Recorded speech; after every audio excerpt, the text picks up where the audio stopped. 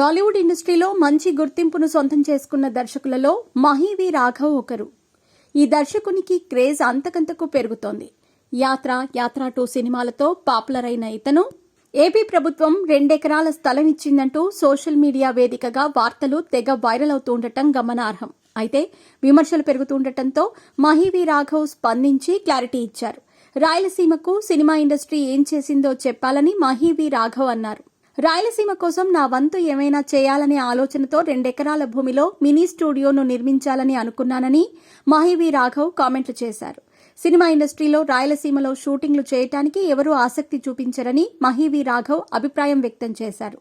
ఒక వర్గం మీడియా దీని గురించి కనీసం ఆలోచన కూడా చేయటం లేదని మహీవి రాఘవ్ చెప్పుకొచ్చారు. వాళ్ల ప్రభుత్వంలో వాళ్లకు నచ్చిన వాళ్లకు ఎక్కడో అక్కడ భూములు ఇచ్చారని, ఆ భూముల గురించి మాత్రం ఎవరూ కామెంట్ చేయరని మహీవి రాఘవ్ వెల్లడించటం గమనార్హం.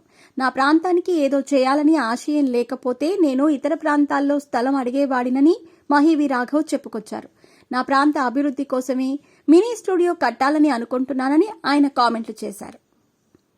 సినీ పరిశ్రమలో రాయలసీమ అంటే షూటింగ్స్ చేయటానికి ఎవరూ ఇష్టపడరని మహీవి రాఘవ్ చెప్పుకొచ్చారు. నేను రాయలసీమలో తీసిన 3 ప్రాజెక్ట్స్ కోసం 25 కోట్ల రూపాయల రేంజ్లో ఖర్చు చేశానని ఆయన కామెంట్ చేశారు. నేను కేవలం 2 ఎకరాల్లో మాత్రమే స్టూడియోను నిర్మిస్తున్నానని మహీవి రాఘవ్ చెప్పుకొచ్చారు.